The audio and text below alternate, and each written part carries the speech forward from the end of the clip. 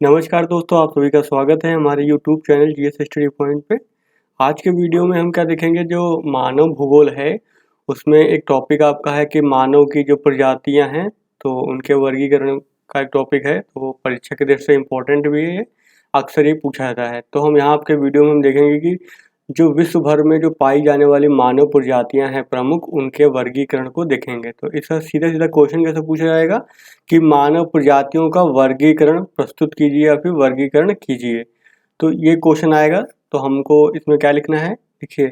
तो जो मानव प्रजातियां हैं तो उनके जो शारीरिक लक्षण होते हैं, ठीक है, उनमें अंतर उत्पन्न होने के निम्नलिखित 4 मुख्य कारण, यानी कि जो जो शारीरिक लक्षण होते हैं मानव प्रजातियों में, तो उनमें लक्षण क्यों होता है, उनमें अंतर क्यों पाया जाता है, मतलब तो उसके लिए कुछ कारण है। पहला कारण क्या है, जलवायु परिवर्तन। तो अगर जलवायु परिवर्तन होता है तो मानव की जो प्रजातियां हैं उनके शारीरिक लक्षणों में अंतर उत्पन्न हो जाता है।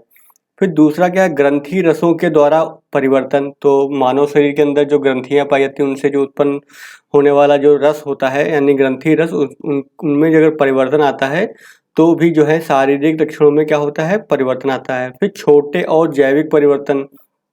तो ये छोटे स्तर पर जो होते हैं और जैविक यानी कि बायोलॉजिकल जो चेंजेस आते हैं किसी भी मानव प्रजाति के अंदर। फिर चौथा कारण क्या है, प्रवास द्वारा प्रजातियों का मिश्रण। तो एक प्रजाति जो है दूसरी स्थान पे माइग्रेट होती है और वहाँ की जो प्रजाति होती है तो वहाँ के साथ जो है उसका क्या हो जाता है, मिश्रण हो जाता है। यानी कि एक प्रजाति और दूसरी प्रजाति जो मिल करके एक तीसरी नई प्रजाति बनाते हैं, यानी संकर प्रजाति का निर्माण करते हैं। ठीक है, तो ये हो गए उसके कारण कि एक जो मानव में की जो प्रजातियां होती हैं उनके शारीरिक लक्षण में अंतर उत्पन्न होता है, उसका कारण क्या होता है। तो हमने ये कारण को देख लिया।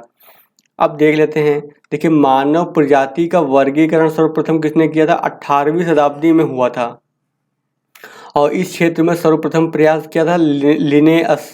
ठीक है, तो एक विद्वान है लिनेयस, उन्होंने जो है सबसे पहला जो है मानव प्रजाति का वर्गीकरण करने का प्रयास कब किया था, 18वीं शताब्दी में किया था। उसने जो है यानी कि लिनेयस ने 18वीं शताब्दी के मध्य में 4 मानव प्रजातियों का वर्णन किया था। तो इन्होंने मेनली जो है रंग के आधार पर किया था। तो पहली जो प्रजाति बताई थी उन्होंने यूरोपीय श्वेत प्रजाति। तो यूरोपीय श्वेत प्रजाति बताई। दूसरी क्या बताई, एशियाटिक पीली प्रजाति बताई।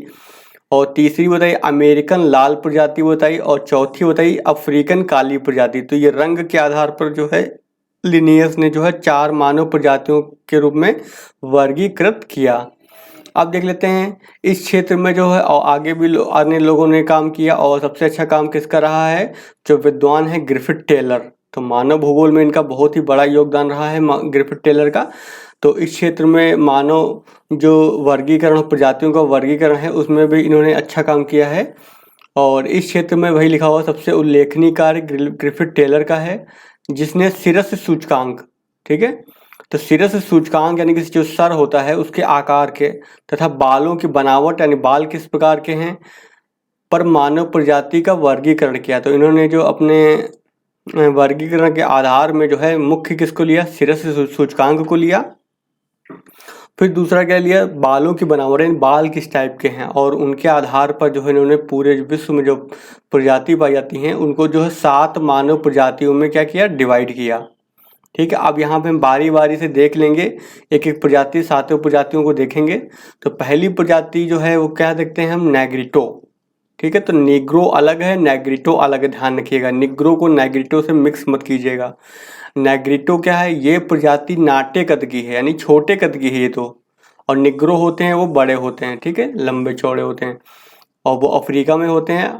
और ये नेग्रिटो जो होते हैं छोटे कद के होते हैं और चॉकलेटी से काले रंग की होती है, यानी कि चॉकलेटी कलर जो होता है उस टाइप का हो सकता है या फिर काले भी हो सकते हैं। और उसकी नाक जो होती चौड़ी होती है और बहुत चपटी होती है।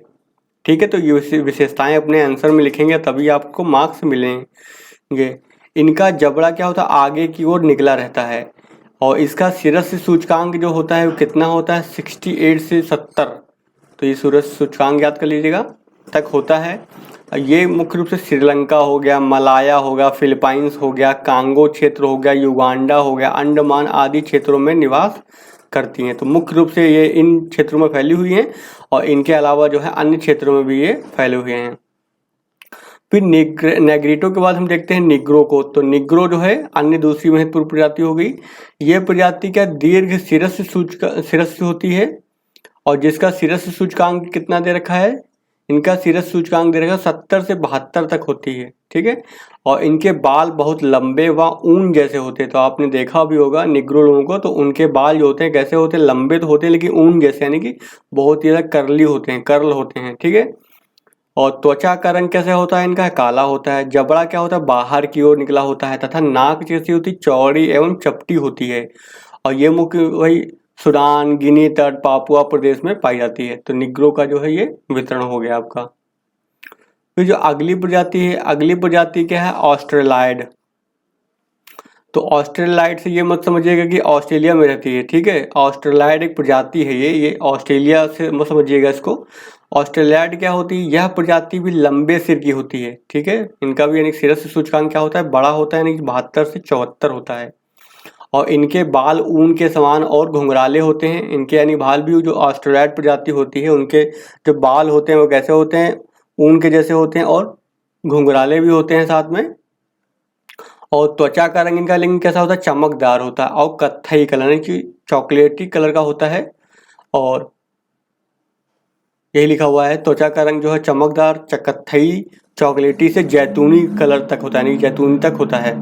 और जबड़े क्या हैं, कुछ आगे की ओर निकले होते हैं, ज़्यादा आगे नहीं निकले होते लेकिन थोड़ा बहुत मात्रा में निकले होते हैं। भारत के मध्य और दक्षिण भागों में ऑस्ट्रेलाइड प्रजाति अधिक है। तो यानी भारतीय क्षेत्र में जो पाए जाते हैं मध्य भारत में और दक्षिण भारत में, तो वो ऑस्ट्रेलाइड प्रजाति ही मुख्य रूप से वहाँ पे पाई जाती है, ठीक है। चलिए आगे देख लेते हैं।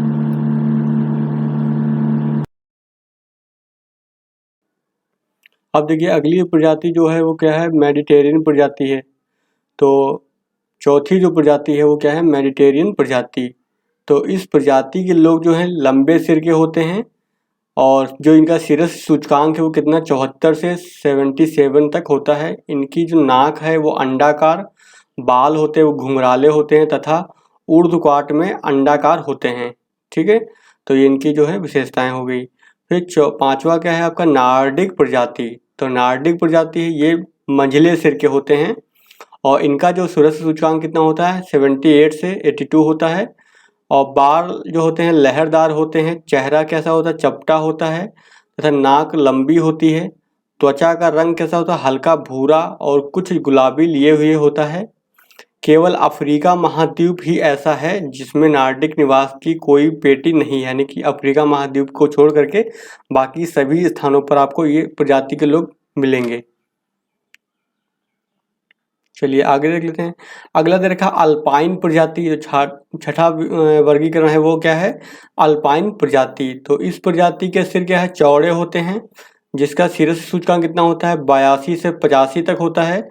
चेहरा एवं जबड़ा जो है एक सीध में होता है। नाक पतली होती है, बाल सीधे होते हैं। त्वचा का रंग कैसा होता है, भूरा से लेकर के श्वेत तक होता है।